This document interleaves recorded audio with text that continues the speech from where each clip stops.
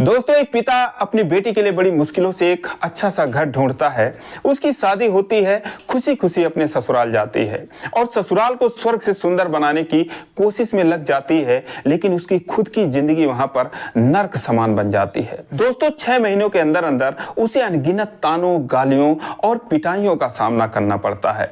फिर भी वो सब कुछ बर्दाश्त करते हुए उस घर में रहती है, क्योंकि उसके पिताजी ने कहा था कि बेटा 4 बात सह के रह लेना, कभी लड़ाई झगड़ा करके ससुराल से मायके मत आना। दोस्तों, उस ससुराल में उसका कोई नहीं होता, सिर्फ एक देवर उसका अपना हमदर्द होता है। लेकिन फिर भी उसकी जिंदगी उस घर में तबाह हो जाती है। और जब ये सच्चाई उस बाप को पता चलती है जो अपने बेटी को जान से ज्यादा चाहता था, दोस्तों उसका गुस्सा 7वें आसमान पर पहुंच जाता है। वो मरने मारने पर उतारू हो जाता है। दोस्तों, एक बहुत ही भावुक कर देने वाली कहानी है, बहुत ही रोचक कहानी है। आइए जानते हैं पूरी कहानी इस वीडियो में। लेकिन वीडियो में आगे बढ़ने से पहले बस यही रिक्वेस्ट कि आप वीडियो को लाइक कर दीजिए, चैनल को भी सब्सक्राइब कर लीजिए ताकि मेरा हौसला बढ़ता रहे। दोस्तों, महाराष्ट्र के सांगली जिले की ये कहानी है। लड़की का नाम रीता होता है। उसके घर में उसकी 2 बहनों के अलावा 2 भाई होते हैं। माताजी नहीं होती हैं, पिताजी उन लोगों का पालन पोषण करते हैं। रीता 10वीं तक पढ़ी थी। उसके पिताजी एक किसान थे, हल्दी की खेती करते थे। तो रीता एक बहुत ही खूबसूरत, सीधी सादी और भोली भाली लड़की थी।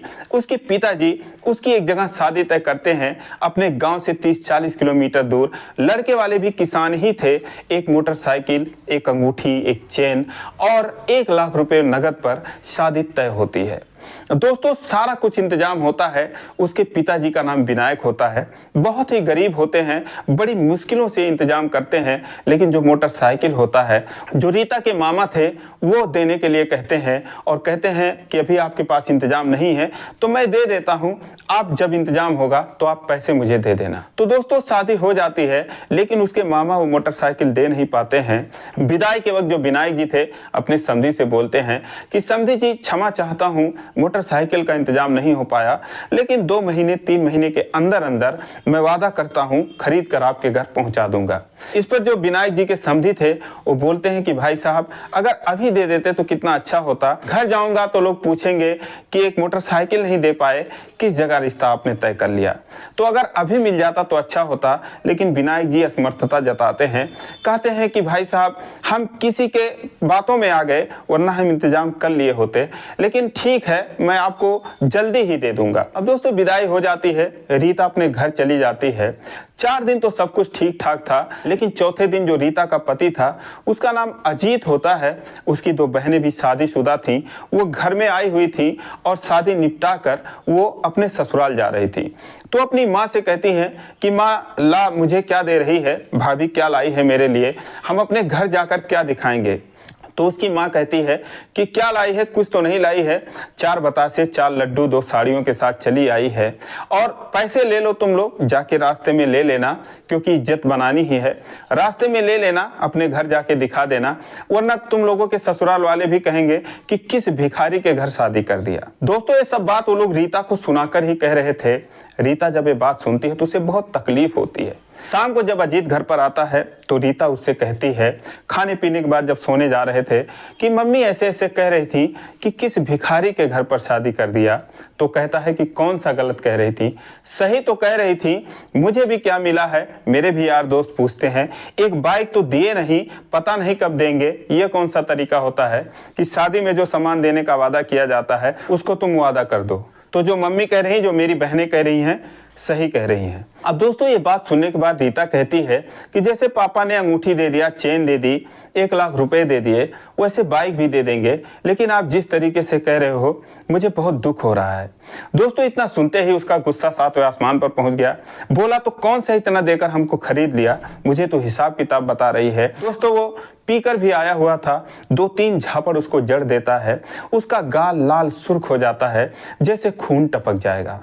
दोस्तों, वो रोते रोते सो जाती है। सुबह उठती है तो अजीत का एक भाई छोटा होता है, सुजीत, वो देखता है तो उसके गालों पर 3 उंगलियों को निशान पड़े हुए थे। वो बोलता है कि भाभी, ये क्या हो गया आपको, तो बोलते कुछ नहीं भैया, बस ऐसे ही। दोस्तों किसी ना किसी बहाने वो लोग उसको ताने मारते रहते थे, लेकिन रीता जो है घर की सारी जिम्मेदारियां अपने सर पर उठा लेती है, झाड़ू पोछा से लेकर खाना बनाने तक, कपड़े धोने तक, कि ताकि इससे भी परिवार वाले खुश रहें और जो मेरे पिताजी नहीं दे पाए हैं या जो कुछ कमियां रह गई हैं उसको मैं यहाँ पर सबकी सेवा करके और काम करके पूरा कर दूं। दोस्तों वो सुबह 4 बजे से रात को 10 बजे तक काम करती ही रहती थी। इसके बावजूद वो लोग घर में अक्सर ये चर्चा करते रहते थे कि फला जगह से रिश्ता आया था, वहां करते तो कितना अच्छा होता, वहां से रिश्ता बताया जा रहा था, वहां करते तो कितना मिलता। ये सब रीता को सुना कर किया जाता था। अब दोस्तों 15 दिन बीत गए तो अजीत के जो माता पिता थे वो अजीत से बोले कि अपने बीवी से बोल कि मोटरसाइकिल कब देंगे उसके पिताजी। उससे बोल कि अपने पिताजी से बोले कि हमको अभी चाहिए, हम इंतजार नहीं कर सकते। अब दोस्तों अजीत जाके रीता से बोलता है तो रीता कहती है कि मैं घर जाऊंगी तो उनसे बोलूंगी, अभी पापा थोड़े परेशान हैं, उनसे मेरी बात होती रहती है, तो मैं जब घर जाऊंगी तब कह दूंगी। लेकिन वो लोग जिद पर अड़ गए कि नहीं, जो भी कुछ हो मामला साफ होना चाहिए, अभी इसी वक्त फोन लगाओ। दोस्तों वो जबरदस्ती फोन लगवा देते हैं और फोन को स्पीकर पर रखते हैं। अब दोस्तों विनायक जी फोन उठाते हैं तो रीता कहती है हेलो पापा कैसे हो। तो कहते हैं ठीक है बेटा, तू कैसी है। तो बोलती है पापा मैं भी ठीक हूँ। अपने बहनों के और भाइयों के बारे में पूछती है, कहते हैं सब ठीक है बेटा, तू बता तू कैसी है। अब दोस्तों सामने से बैठकर अजीत उसको इशारे में बोलता है कि बाइक के लिए बोल, बाइक के लिए बोल। रीता कहती है कि पापा क्या हुआ, जो मामा ने कहा था उसके बारे में कुछ समाचार मिला। तो कहते हैं कि बेटा उनसे तो अभी कल ही बात हुई है, लेकिन उन्होंने कुछ कहा नहीं, और अगर वो जैसे ही पैसा दे दें मैं लाके बाइक तुम्हारे घर पहुंचा जाऊं, नहीं तो तुम्हारे घर वाले भी सोचेंगे कि कितना दिन लगाएंगे और वादा करके अभी तक दिया नहीं। फिर वो कहते हैं कि क्यों बेटा कोई कुछ कह रहा था क्या। रीता कहती है कि नहीं पापा कोई कुछ नहीं कह रहा था, सब ठीक है यहाँ पर। लेकिन ये लोग जो थे ये लोग यही चाहते थे कि वो इसी वक्त बोले कि नहीं ये लोग बाइक के लिए कह रहे हैं तो शायद जो मोटरसाइकिल है वो जल्दी मिल जाए।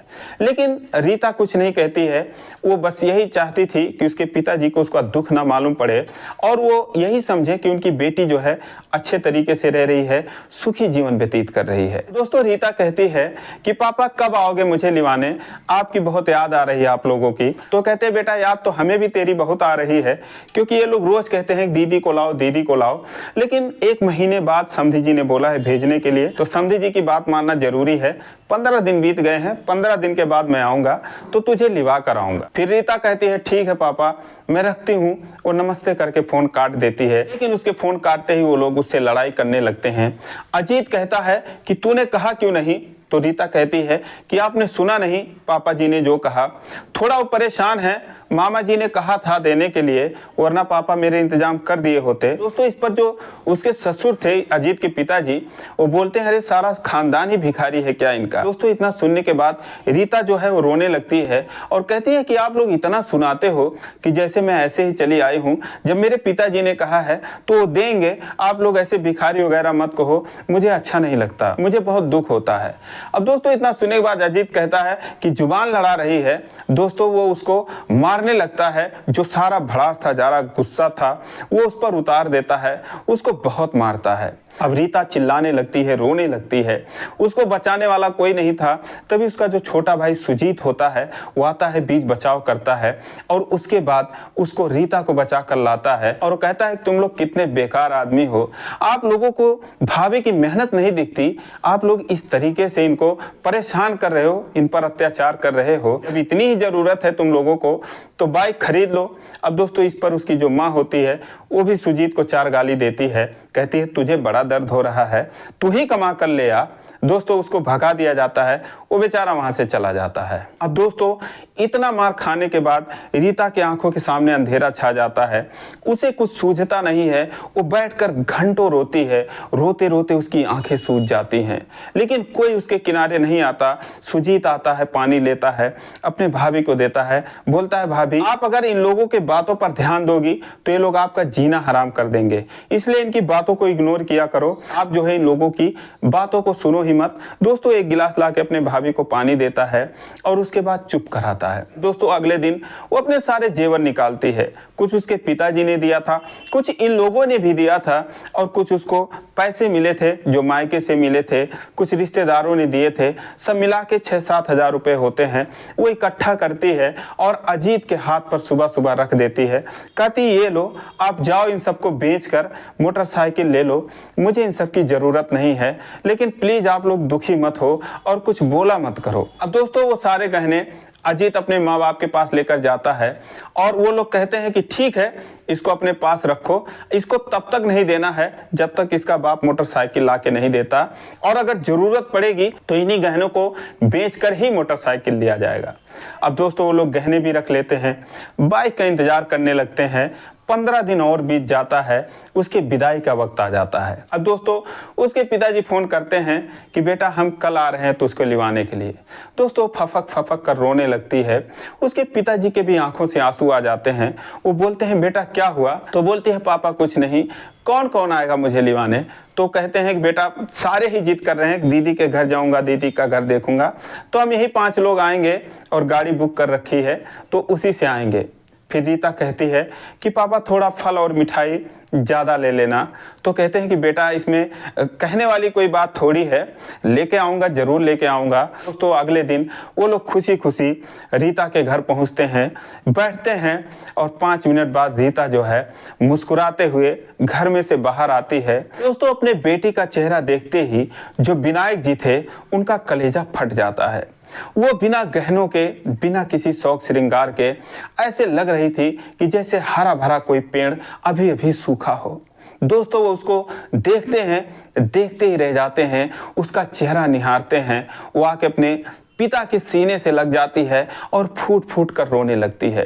वो भी खुद को बहुत कंट्रोल करते हैं, लेकिन उनके भी आंखों से आंसुओं की धारा बह जाती है। उसके बाद वो चुप कराते हैं, सारे लोग बातचीत करते हैं। तो कहते हैं कि बेटी ये कैसी हालत बना रखी है तुमने, इतना भी तुझे फुर्सत नहीं मिलता, ससुराल में कैसे रहा जाता है, सारे गहने क्या किए तुमने, क्यों उतार रखे हैं? तो कहती है कि पापा यहाँ पर चोरी का माहौल है, बगल के ही गांव में भी कल चोरी हो गई थी, तो इसीलिए मैंने उतार के उसको रख दिया कि सुरक्षित रहेगा। फिर वो देखते हैं उसकी नंदे भी आई हुई थी, चूंकि इसके विदाई का टाइम था, वो भी आई हुई थी। तो देखते हैं, कहते हैं कि तेरी सास ने पहन रखे हैं, तेरी ननदों ने पहन रखा है, उनके लिए कोई चोरी चकारी नहीं है, और तू कहती है कि चोरी हो रही है यहाँ पर। तो कहती है पापा आप तो जानते ही हैं मुझे इन सब चीज़ों से बहुत डर लगता है, तो इसीलिए मैंने निकलवा के सुरक्षित रखवा दिया। तभी जो उसकी बहनें थी, उसके जो भाई थे, दीदी दीदी की दीदी मुझे अपना घर दिखाओ, अपना घर दिखाओ, जीजू से मिलाओ, सबसे मिलाओ। दोस्तों उसको लेकर घर में चले जाते हैं। इधर अजीत के जो माता पिता हैं वो आकर कहते हैं कि भाई साहब मैंने सोचा था कि बाइक लेकर आप आएंगे, लड़का है मान नहीं रहा है, उसके दोस्त लोग पूछते हैं तो उसे भी बुरा लगता है, तो कुछ जवाब नहीं दे पाता, लेकिन उसका इंतजाम हो नहीं पाया क्या? तो बोलते हैं मैं क्षमा चाहता हूँ, आप लोगों से माफ़ी मांगता हूँ, और अगर मुझे पता होता कि वो नहीं दे पाएंगे तो मैं तभी इंतजाम कर लिया होता, क्योंकि जिनसे मैंने कुछ पैसे मांगे थे थोड़ा अधिक मांग लिया होता, लेकिन मैं वादा करता हूं कि बस 1-2 महीने में आपको बाइक में दे दूंगा, मैं वादा करता हूं। इसके लिए मैं बहुत शर्मिंदा हूं, क्षमा चाहता हूं। दोस्तों 1-2 घंटा बीत गया। विनायक जी ने कहा कि बेटा तैयार हो जा, अब चलना है। तो कहती है पापा मैं तो तैयार ही हूँ कब से, चलो चलते हैं। कहते हैं बेटा ऐसे चलेगी, ना अंगूठी है ना माला है, कोई देखेगा तो क्या कहेगा? दोस्तों वो जाके अपने सास से बोलती है कि मम्मी आप दे दो मुझे पहनने के लिए, और वादा करती हूँ कि मेरे पापा जैसे ही मोटरसाइकिल देंगे मैं आपको गहने भी दे दूंगी, मुझे इसकी ज़रूरत नहीं रहे। लेकिन मेरे पिताजी चाहते हैं कि मैं ऐसे ना जाऊँ। तो अजीत जो है वो बोलता है कि अपने पापा से बोल ज़्यादा लालच ना फैलाएं, और जैसे तू है ऐसे तुझे ले जाएं, जब तक वो बाइक नहीं देंगे गहने नहीं मिलेंगे। तू नहीं बोल पा रही है तो चल मैं सामने बोल देता हूँ, और ज़्यादा 3-5 करेगी तो भी 2-4 हाथ पा जाएगी, तेरा दिमाग सही हो जाएगा। अब दोस्तों रीता की जो बहन थी ये बातें सुन रही थी। रीता उससे कहती है कि देख पापा को कुछ मत बताना, ये लोग ऐसे ही हैं। आती है बाहर, कहती है पापा चलो जब मैं आना ही है तो क्या गहने वगैरह लेके चलूँ, बिना मतलब का टेंशन, वैसे भी मुझे इन सब चीज़ों में इंटरेस्ट नहीं है, तो चलो अभी घर चलो। अब दोस्तों वो अपने बेटी को लिवा कर चले आते हैं। गरीब थे लेकिन बेवकूफ़ थे नहीं, उन्हें समझने में जरा भी देर नहीं लगती कि उनके बेटी का रिश्ता गलत घर में लग गया है, गलत लोगों से लग गया है। अब दोस्तों रीता को लिवा कर वो अपने घर चले जाते हैं। धीरे धीरे 3 महीने का टाइम बीत जाता है। 3 महीने बाद ये हुआ था कि बहू को फिर आप भेज देना। 2-4 दिन बाकी थे तो एक दिन रीता जो है अपने पिताजी को सच्चाई बताती है। कहती है कि पापा बाइक का क्या हुआ, अगर आप बाइक नहीं दोगे तो लोग गुस्सा हो जाएंगे। तो बोलने लगे कि बेटा मुझे भी पता है कि उनकी मनसा तो पहले ही दिन से है कि उन्हें बाइक मिले, तो मैं एक काम करता हूँ। दोस्तों 10,000 रुपये का इंतजाम करते हैं और जाते हैं अपने नाम पर किस्त में बाइक निकलवा लेते हैं। और जिस दिन बात हुई थी उस दिन वो नई बाइक और रीता को लेकर उसके घर पहुंच जाते हैं। उसके बाद अपने समधी को चाबी देते हुए कहते हैं कि भाई साहब ये बाइक जो है मैंने लोन पर ले रखी है, अपने नाम से निकाली है, जैसे मैं इसका किस्त भर दूंगा उसके बाद जो दामाद जी हैं अजीत, उनके नाम पर ये मैं ट्रांसफ़र कर दूंगा। उसके बाद दोस्तों वो विनती करते हैं कि मेरी बेटी बहुत भोली है, बहुत सीधी है, आप लोगों के हवाले है, आप लोग इसका ख्याल रखना, इसको ज़रा अच्छे से रखना। लेकिन दोस्तों बाइक मिलने के बाद उनका असली रंग सामने आता है। वो रीता को लेकर खेतों में जाने लगते हैं काम कराने के लिए। 2 भैंस भी रख देते हैं उसके जिम्मे कि दूध बिकेगा, घर में आमदनी होगी, ये मेहनत तो करती ही है, ये करती रहेगी। अब दोस्तों एक दुल्हन को जिस तरीके से रखना चाहिए उसके साथ ऐसा कुछ भी बर्ताव नहीं किया जा रहा था। जब वो सारा तामझाम देखती है, संतोष मार के मेहनती तो थी ही, काम करने लगती है और काम करते करते दोस्तों उसकी सेहत गिरने लगती है। उसके पिताजी जब भी फोन करते थे तो बस हंस के मुस्कुरा के कहती थी पिताजी कोई दिक्कत नहीं है, सब कुछ ठीक ठाक है, मैं खुशी हूँ, सब लोग बढ़िया हैं। लेकिन उनको नहीं पता था कि उससे काम क्या लिया जा रहा है, उनके बेटी की हालत क्या है। जब भी वो वीडियो कॉल लगाते थे वहाँ से हट के जाके घर में बात करने लगती थी। देखते जरूर थे कि मेरे बेटी का चेहरा कैसे बदल जा रहा है, लेकिन वो यही सोचते थे क्या पता वहाँ का खान पान, वहां का पानी उसे सूट ना कर रहा हो। लेकिन दोस्तों ज्यादा काम करने की वजह से, टाइम से खाना ना पाने की वजह से कोई केयर नहीं कर रहा था उसका, तो इसलिए उसकी तबीयत खराब हो जाती है।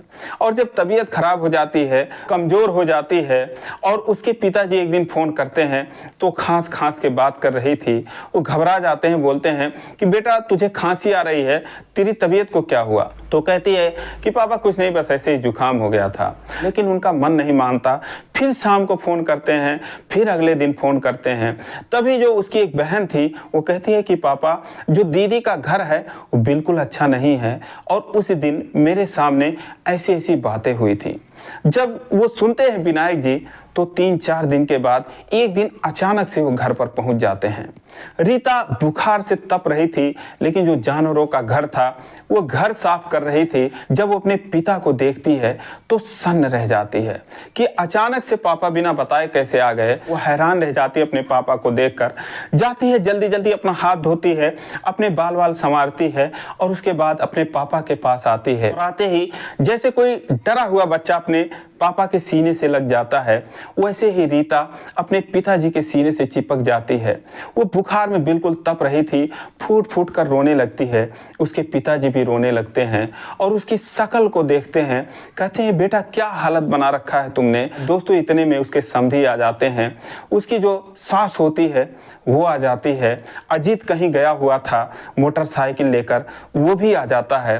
दोस्तों पी रखा था, नशा कर रखा था। दोस्तों जब अपनी बेटी की हालत देखते हैं तो बिल्कुल काबू से बाहर हो जाते हैं। अपने समधी से बोलते हैं कि तुम्हें शर्म नहीं आती, इंसानियत नाम की चीज तुम्हारे अंदर है नहीं, मेरी बेटी का ये हाल बना रखा है, क्या ऐसे ही मैंने अपनी बेटी को भेजा था। तो मेरी बेटी की इतनी तबीयत खराब है और तुम लोग इससे इतना काम ले रहे हो, तुम लोगों के अंदर इंसानियत नाम की चीज है नहीं क्या। दोस्तों अजीत कहता है कि काम नहीं करेगी क्या आपकी बेटी फ्री में यहाँ पर खाएगी, आपने कितना दे दिया है। इतना सुनते ही वो अजीत को 2 झापड़ लगा देते हैं। अजीत वहीं पर गिर जाता है। रीता कहती है कि पापा ये आप क्या कर रहे हो। इतने में सुजीत आ जाता है, बोलता है अंकल आप भाभी को लेकर अपने घर चले जाओ, ये लोग बहुत जालिम हैं। दोस्तों रीता को उसी हालत में वहां से बाइक पर बिठाते हैं और अपने घर लेकर चले आते हैं। रास्ते में ही वो डॉक्टर को दिखाते हैं। रीता 10-15 दिन घर पे आराम करती है और कुछ बेहतर स्थिति में होती है। उसके बाद 15 दिन बाद वो जाते हैं डिस्ट्रिक्ट कोर्ट। एक वकील साहब थे, उनसे मिलते हैं। सारी कहानी बताते हैं।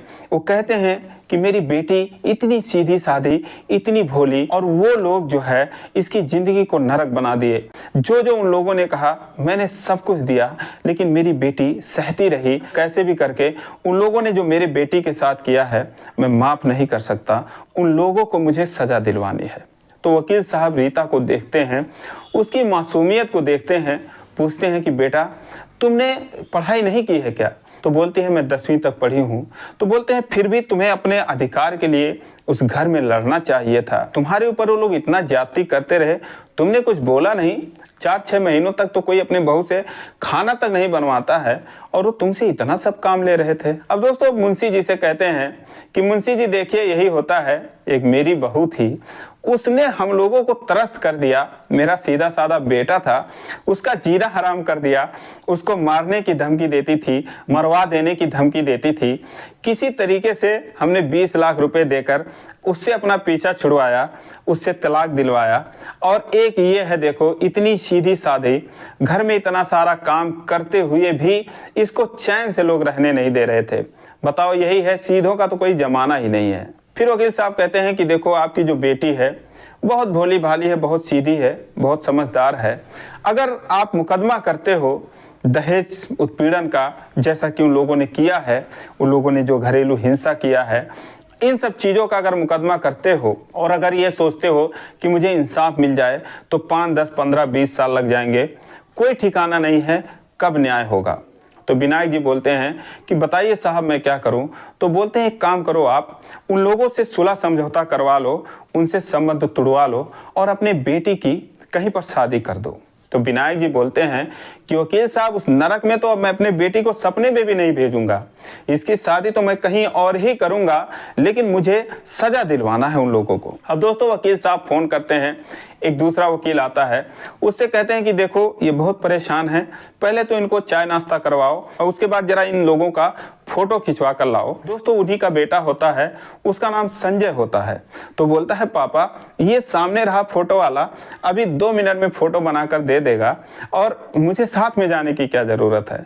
तो बोलते बेटा समझा करो, बहुत परेशान है, जान पहचान के लोग हैं, जाओ चाय पानी पिलवा कर लाओ। उनका जो बेटा था उन लोगों को लेकर कहता है कि चलिए। अब दोस्तों जब वो लोग चले जाते हैं तो मुंशी जी वकील साहब से कहते हैं कि साहब ये लोग कौन हैं? तो कहते हैं मुंशी जी ये जो लड़की है मुझे बहुत प्यारी लग रही है, बहुत भोली लग रही है, और आपको कैसी लग रही है?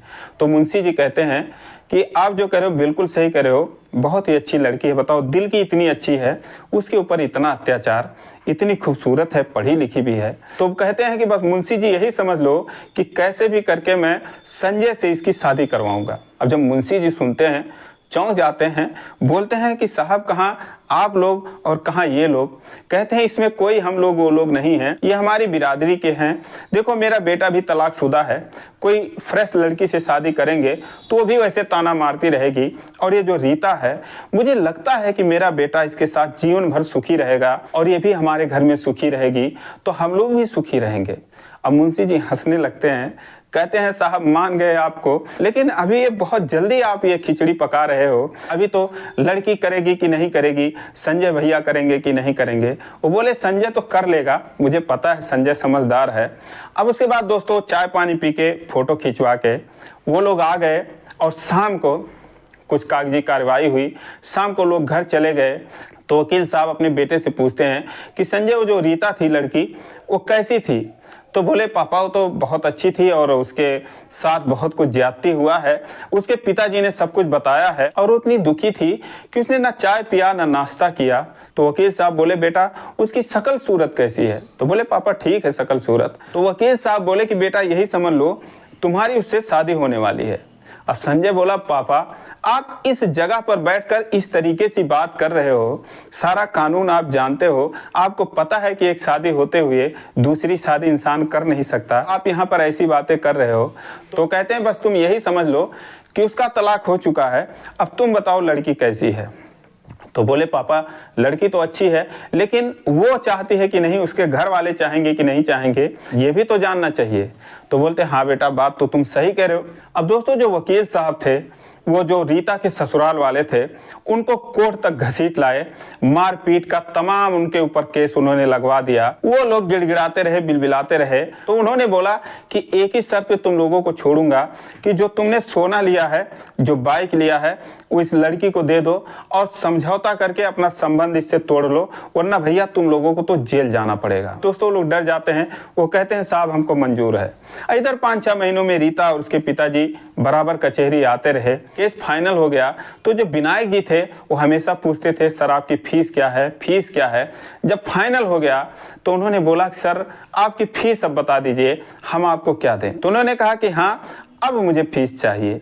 ये जो मैंने केस लड़ा है विनायक जी, इसमें कुछ मेरा भी स्वार्थ था। तो उन्होंने कहा कि ये जो आपकी बेटी है ये हमको पसंद है और मेरे बेटे को तो आप ही देख ही रहे हो, मैं इसे अपनी बहू बनाना चाहता हूँ। अब दोस्तों इतना सुनते ही जो विनायक जी थे उनकी आंखें भर आईं।